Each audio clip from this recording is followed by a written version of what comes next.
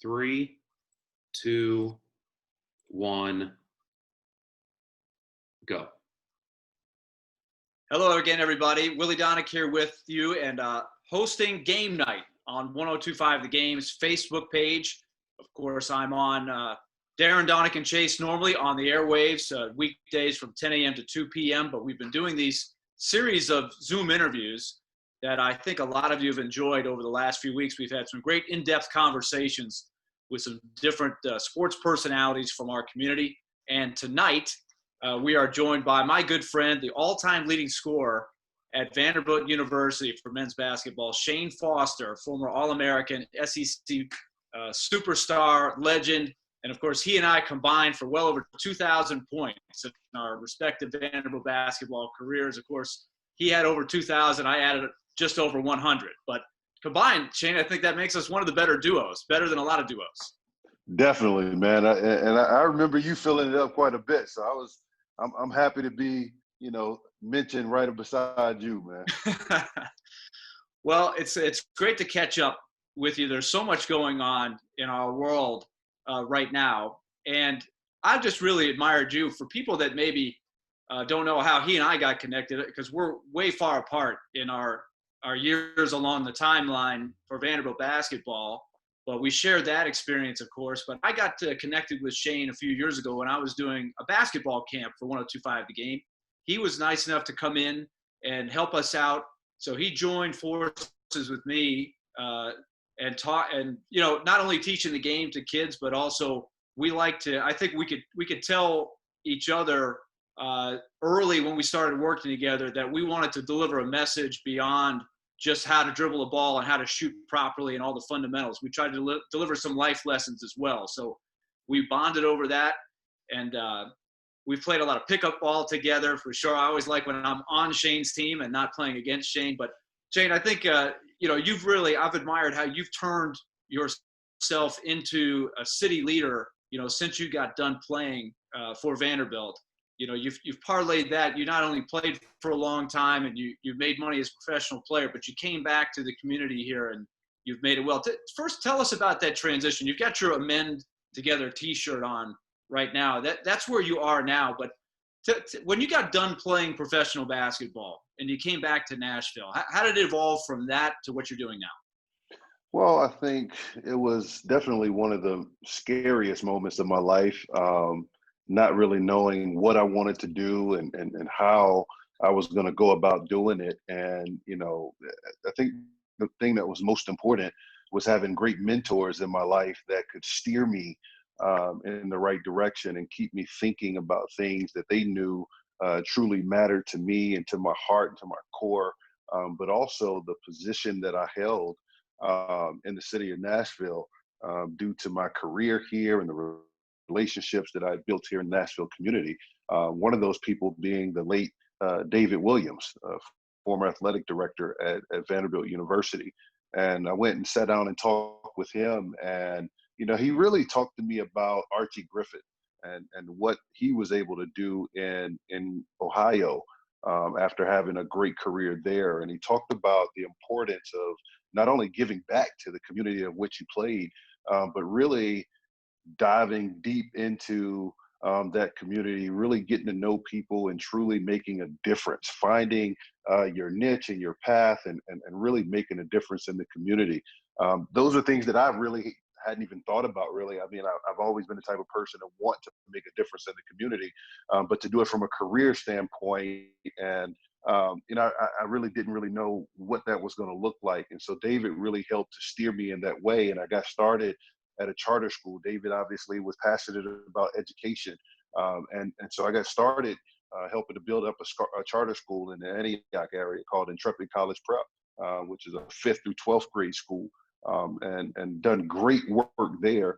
And then had an opportunity to join forces with the YWCA to lead a program called Amend Together, which is engaging men to end violence against women and girls. And excited about that work. Is something that I'm extremely passionate about, considering my life experiences. But for me, it was really just about understanding where my passions lie, what my gifts and talents were, and what was the best mechanism of which to use those things. And so the YWCA really embraced me, and I was able to embrace that organization and the culture, and we're able to start something that was really impactful here in the Nashville community, and we've taken it national as well. So it's been an amazing journey. We've learned a lot. It's not been easy by any stretch. We still got a long way to go. But, you know, I do feel like men and boys are starting to grapple with this idea of being a part of the solution, and healthy manhood and healthy masculinity and how we treat each other. And that's something that I'm excited to be a part of.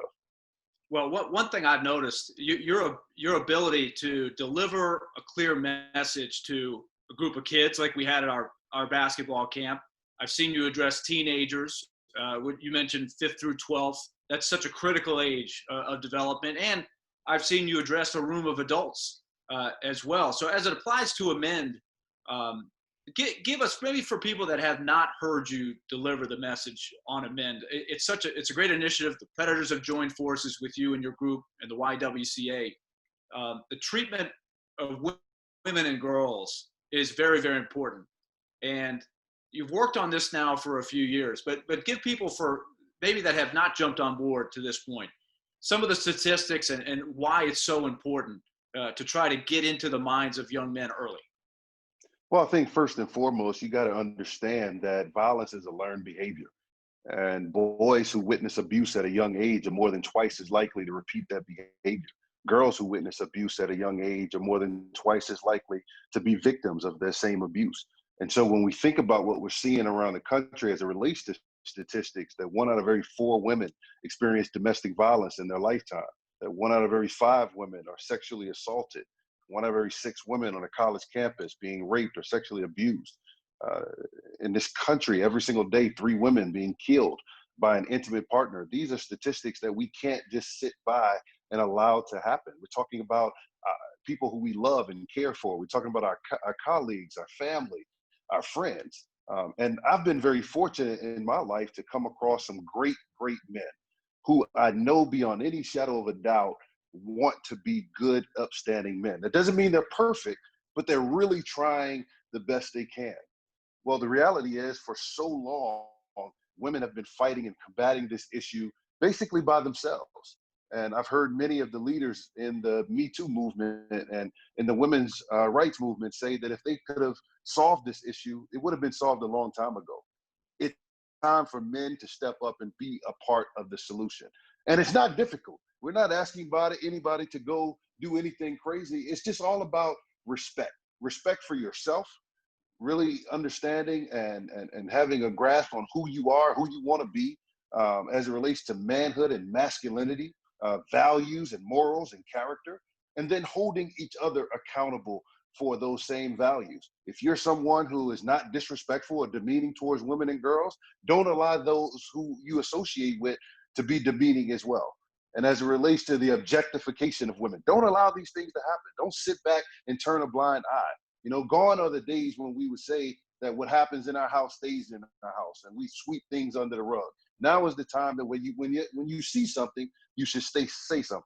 That's how we're going to end this issue of violence against women and girls. That's what Amend Together is all about, engaging men to be a part of the solution. For people that they probably don't know this, but I was fortunate enough to be on a staff call with the Predators. And the Predators, you know, you could hear Shane's passion talking about this issue of Amend, but some of the themes that he talked about are now themes that we are facing every day as we move forward in the wake of the tragedy involving George Floyd. And now we have this huge issue that we're really trying to get our arms around and move forward with and try to create some positive with the systemic racism and race relations that we talk about. Shane was asked by our CEO, Sean Henry, a good friend of both of ours, co-worker, to come in and address the entire staff for the Predators, to give his story. And I was really taken by it. And so, Shane, I just want to hit a couple things that you discussed, because I think for our listeners and the people watching this, it can be really excellent perspective to hear from you. First, with where you grew up, that was the first thing. I knew generally speaking, but you gave some detail that really connects you and your family with history, which I think gives you important perspective going forward where you are today. So let's start with that. Tell us about your family's history. Well, we grew up, in Mississippi. I was born in Mississippi. My family's roots are in Columbia, Mississippi, and Hattiesburg area, Jackson, Mississippi. And, it's no secret that Mississippi has deep, deep roots in racism, and the mistreatment and mishandlement of people of color, in particular Black people in that area. My family certainly has a history of slavery, a history of dealing with Jim Crow and segregation.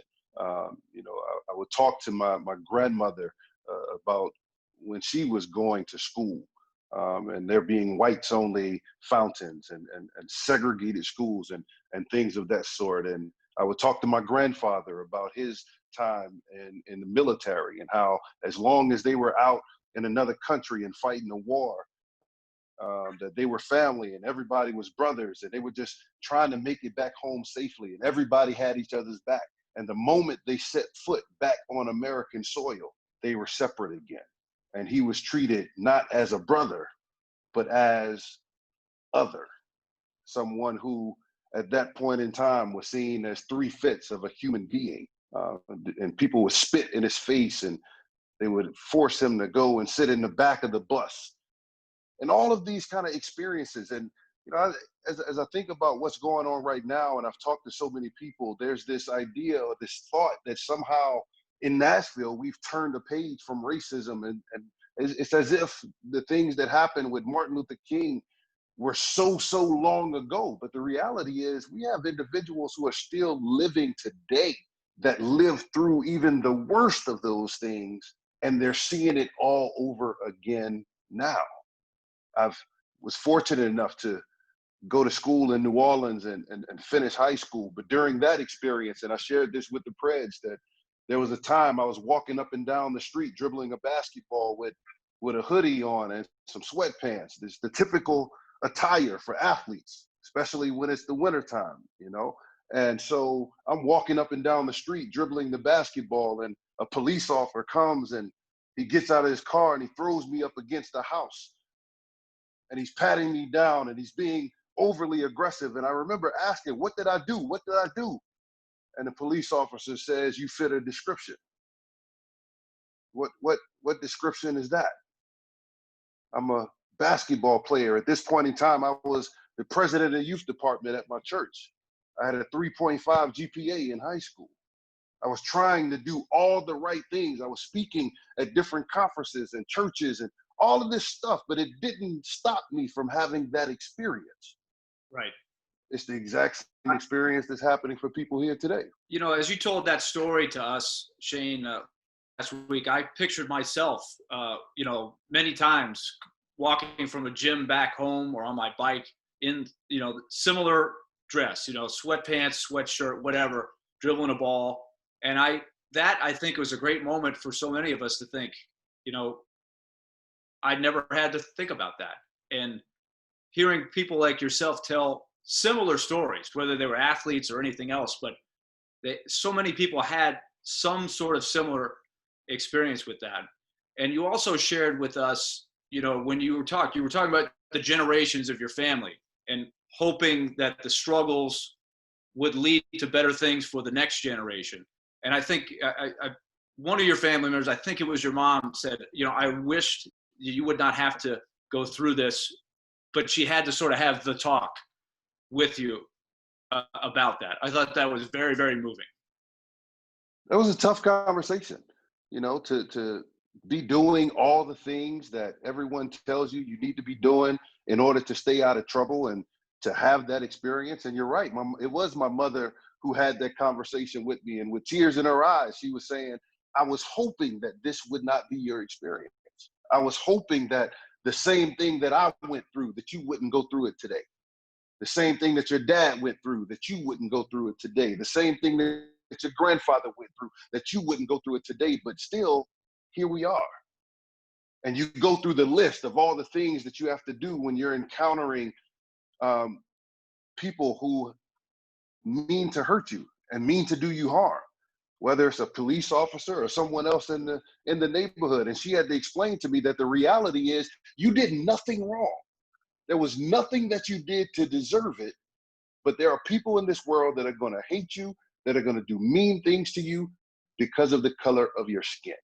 And that doesn't make it right, but it will be the reality until things change. Yeah, you spoke about as you came to school at Vanderbilt, and it was a big moment for the program. I can remember Kevin Stallings, before I ever saw you play, he was so excited that you had committed because the team had really struggled when you committed. It's not like they had come off 5 straight 25-win seasons. You know, they had not had a lot of success. Of course, the year between your senior year and your freshman year, they did break through with Matt Friege and had a lot of success. But you were a really important person to make the commitment to come to Nashville. And you talked about your early experiences of Nashville and a family that you ran across that was a really good eye-opener, I think, for you and for that family. So explain the role that they played for you. Oh man, I can't thank Lucy and Doug Jones if they're listening. They are family to me and will always be family to me. You know, they just embraced us. You know, I remember being a freshman at Vanderbilt and we having a freshman dinner that was out at their home, and you know they were just family from day one. They were family. It wasn't just about the food. It was just, I mean, it was conversations and anytime I needed them, anytime I needed to get away, they were just family, right? And that was my first time truly having that up close and a personal relationship with a white family. Right. Being in New Orleans, of course, I had teachers that were white. I had, you know, folks in the community, but this was my first time just being and they'll tell you to today they treat I'm their son, you know, and that's kind of just what it is. Any Vanderbilt basketball player, I think, feels like Lucy and Doug are part family. I mean, they're that type of people. They're important people. So that is, I mean, so that was a valuable experience. But you went on to also say that because you felt comfortable with them, you could have maybe some uncomfortable conversations that were educational for you and for them. And hopefully that's the genesis of some things that I know you believe strongly in on where we go from here with race relations. Absolutely. It's all about relationship. At the end of the day, if I didn't have the relationship with that entire family, if I didn't have the relationship that I have with them, we wouldn't be able to talk about that. I wouldn't have anybody that I could just be honest with about my experience as a Black man, not only in America, but in Nashville specifically. And, you know, I know everybody thought that, you know, I'm Shan Foster scoring all these points and doing all of this, so I just walk on water in Nashville. But there were numerous times where I would be driving across campus at night after being in the gym all night long and get pulled over by an officer, only for them to walk up to the car and say, "Oh, I'm sorry, I didn't know it was you, Mr. Foster." But the entire time, I'm shaking, I'm scared out of my mind. I don't know what's getting ready to happen, right? Because the reality is there's a lot of people of color who don't make it home after that experience. Right.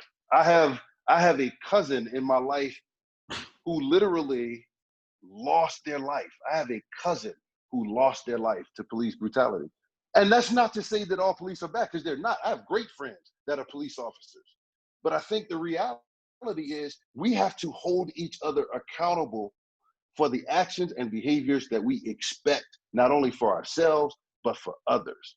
And it's only through relationship that we're able to truly know and understand each other's experiences so that we can hold each other accountable. And that's what Lucy and Doug and their entire family was able to do for me, to get me to the place where I would be comfortable even having those kind of tough conversations with people who don't look like me. You challenged everybody in a positive way, and I think this is a great place to start, as maybe a lot of people grasp this on a new level. You talked about how maybe settled Nashville has become. It's the it city. There's so many great things going on, but yet there's still some things that can be better. There's some distance between a lot of people, and that can create some of the issues, some of the friction when stuff like this comes up. And you challenge people to, reach out and find ways to make these bonds, find people that maybe have a very different background than yourself, have important conversations that can really allow yourself to put yourself in somebody else's shoes who has a different experience. And that could go a long way, I think, to improving things overall. Well, I think you're absolutely right. It's that distance that keeps us separate. When we go home and we only see people who look like us, right? I'm fortunate enough in Nashville to be friends with so many people, and a lot of people they're joining the protest, and that's great. I appreciate it. We're talking about diversity and inclusion. I was able to attend a lot of meetings for the city talking about diversity issues in the city. But when you look at their Facebook, they don't have any friends of color. They're not inviting friends of color to their weddings. There's no dinners at the table, where they're truly appreciating diversity. It's distance. When our kids go to school, they don't see too many people that don't look like them. It's distance. And it's that distance that keeps us separated, right? I was so encouraged by the protest because it was the ideal picture of what diversity looks like. It wasn't just people of color. It wasn't just Black folks out there. We have more white allies than we've ever had out protesting, out saying, you know what, racism is wrong. We're ready for change. That's what it takes. But the next step, we got to be friends. We got to be family. We're supposed to be brothers and sisters. Willie, every time I see you, I say, what? That's my brother. Not just because we went to Vandy, but because we're brothers, right? That's how it has to be in order for change to take place. It won't just happen in the workplace if we aren't able to be more close at home. We got to build relationships. We got to break bread so that we can feel comfortable having difficult conversations. Because my experience at Vanderbilt was very different than your experience at Vanderbilt. My experience being a 35-year-old man is going to be very different than a white person being a 35-year-old man. But we're still family, right? And when we see each other as family, we'll stop talking about Nashville like it's the community and then everybody else. We are the community. Black, brown, white, everybody is a part of this community.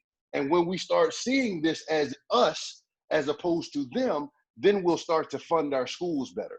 Then we'll start to put money back into communities that don't have resources. Then we'll start to see us hiring more people that really celebrate diversity and inclusiveness, right? But it starts with us building better relationships. One of the things I've thought about, especially in the last week or so, you have a lot of current college athletes talking about this, wanting to have important conversations with their coach, with their teammates. You and I have both been in, locker room settings, different people from all over the country, different backgrounds. And you have a great opportunity to learn so much about different people in that setting. I thought about you. I mean, you moved to New Orleans. I've never even asked you about this. I don't even know. I would assume that you are at some level a Saints fan. So Drew Brees says what he says. He all of a sudden now, they have a team meeting. He has got a lot of things that he wants to explain. He doesn't want to alienate his teammates. They have to have that type of conversation that you're referring to. I'm curious, if you had a chance, or you're in that room, you're a teammate with somebody like a Drew Brees, how would you start the conversation to try to get where you want to go? Well, for starters, I would have a conversation about his upbringing. Where did you grow up? What did you see growing up? What were your interactions with people that didn't look like you growing up?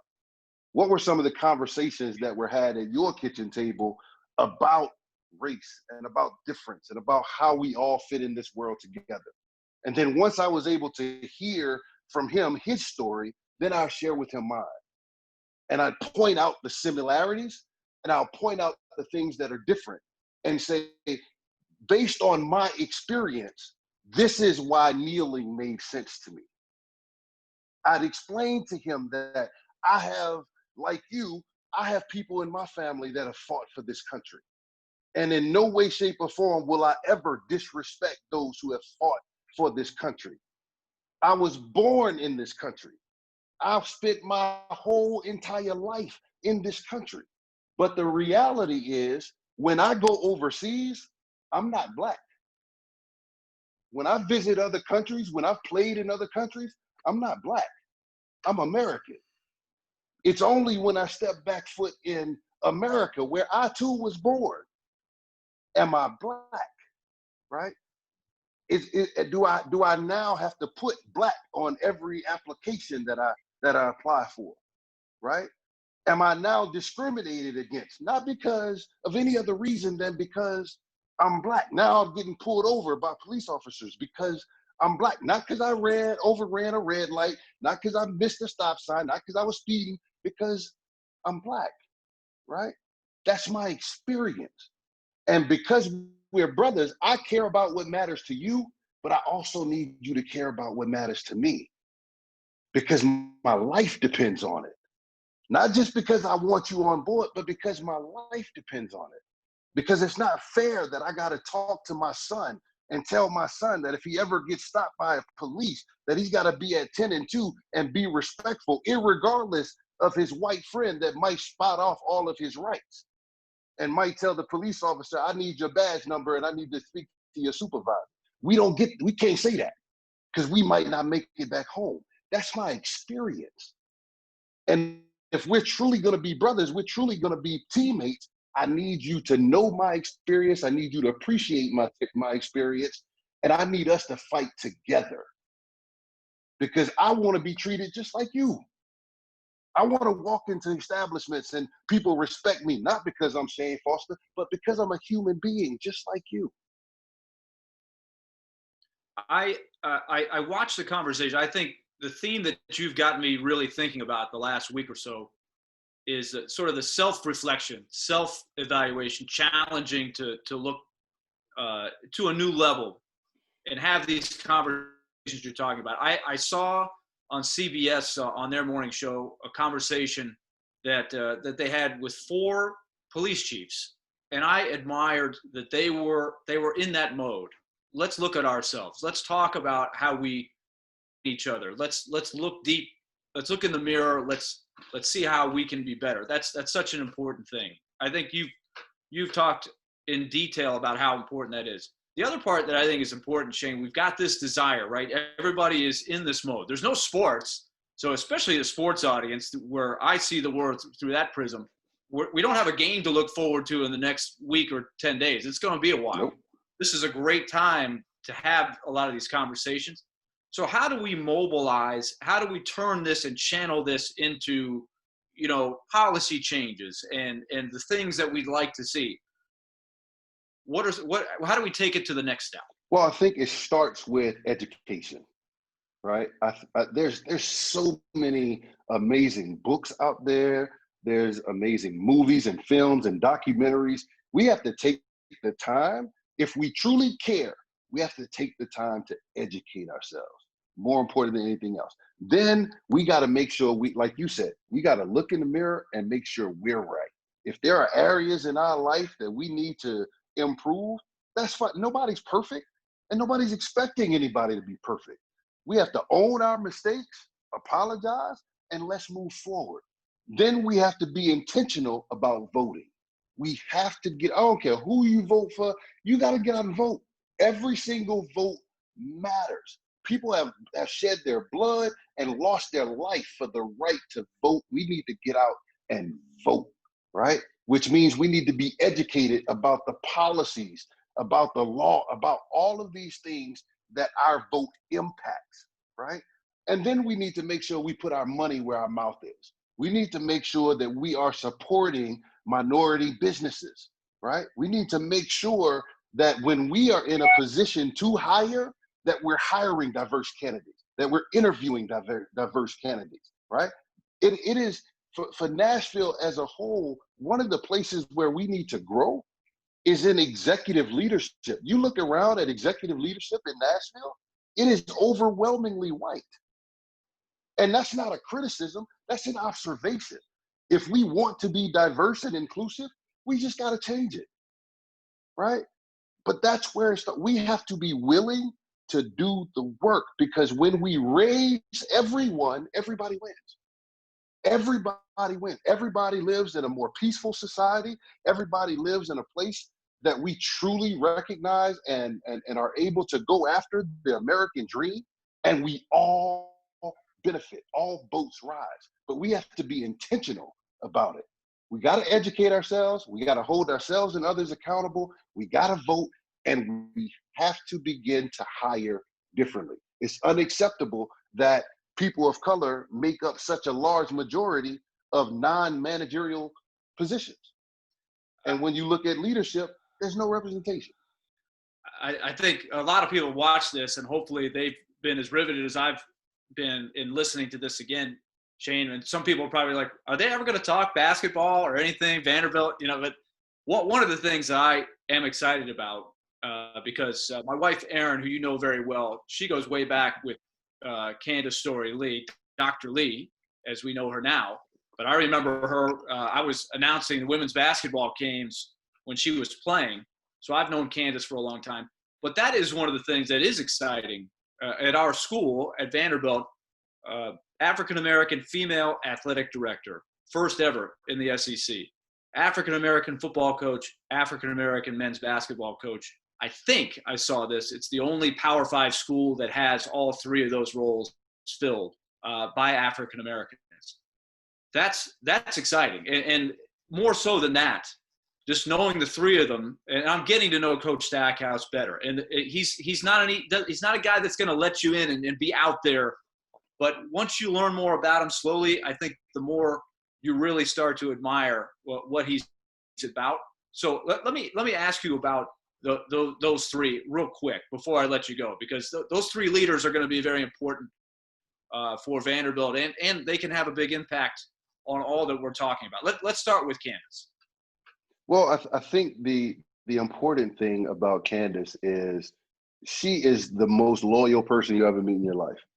She's literally been at Vanderbilt her entire career.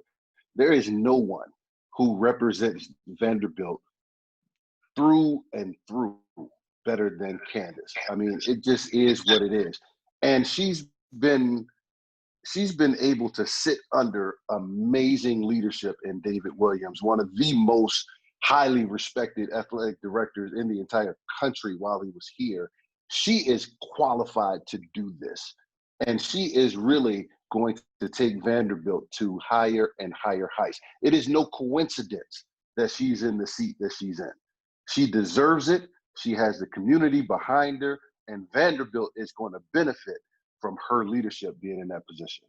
I had a talk similar to this with Coach Mason, and I learned a lot about him. He's got some amazing experiences for all the places he's been as he worked his way up to this opportunity he has now. Give us your impression of him as you've gotten to watch him in action. Coach Mason cares about these kids. More important than anything else, he's given his absolute best to make sure that these kids excel both on the field and off the field.